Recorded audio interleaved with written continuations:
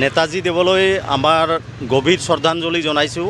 তেওঁ এটা সময়ত কৈছিল, তেজ দিয়ক আমি স্বাধীনতা দিম। আজিৰ দিনতো সেই কথাটো প্ৰযোজ্য। আজি আমাৰ সমাজখন যিটো অৱস্থা হৈছে, সেইকাৰণে সকলোকে মই আহ্বান জনাইছোঁ, আমি একত্ৰিত হ'ব লাগে।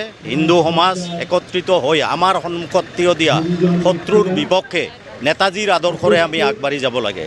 আৰু আজিৰ এই সৰস্বতী পূজাৰ দিনত মই সকলো অসমৰ তথা যিমান ছাত্ৰ ছাত্ৰী আছে, শিক্ষাক লৈ ব্যস্ত যিসকল শিক্ষাৰ্থী আছে, সকলোকে শুভেচ্ছা জনাইছোঁ। আই সৰস্বতীক প্ৰণাম জনাইছোঁ।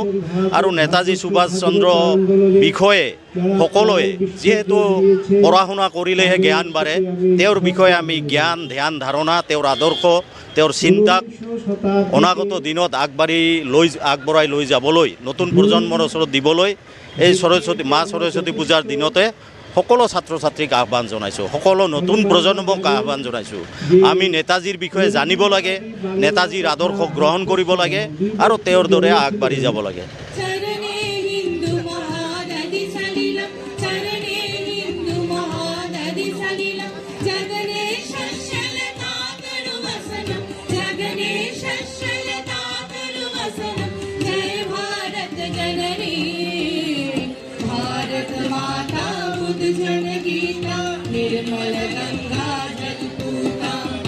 নেতাজির 130তম জন্মজয়ন্তী আমরা আসাম সংখ্যালঘু উন্নয়ন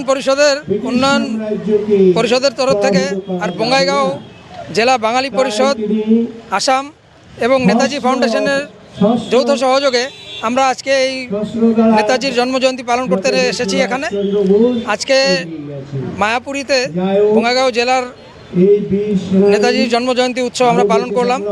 এখানে আর্ট কম্পিটিশন হয়েছে, আর্ট কম্পিটিশনের পর এখানে প্রাইজ ডিস্ট্রিবিউশন হবে আর নৃত্য গীত এগুলো পরিবেশন হবে। আর সাথে নেতাজির উপরে বক্তব্য রাখবেন আমাদের এখানে শিক্ষকরা। নেতাজির সুভাষচন্দ্র বসুর যে ত্যাগ ও বলিদান, এটা প্রত্যেকজন ভারতীয় সর্বদাই মনে রাখতে হবে। আমাদের দেশের স্বাধীনতার প্রথম যিনি কর্ণধার, তিনি নেতাজি সুভাষচন্দ্র বসু প্রথম আমাদের স্বাধীনতা দিয়েছিলেন, সে কথা আমরা ভুললে চলবে না। আর আজকে আমাদের নতুন প্রজন্মকেও সেই কথা বারবার মনে করে দেওয়ার জন্য আমাদের নেতাজি জন্ম জয়ন্তীতে আমরা সবাই তার জন্য চেষ্টা করি, আমরা সবাই মিলে একসাথে প্রয়াস করি।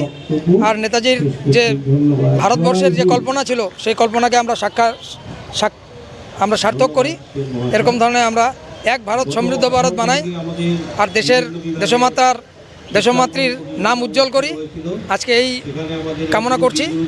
সবাইকে আমার শুভেচ্ছা অভিনন্দন জানাচ্ছি।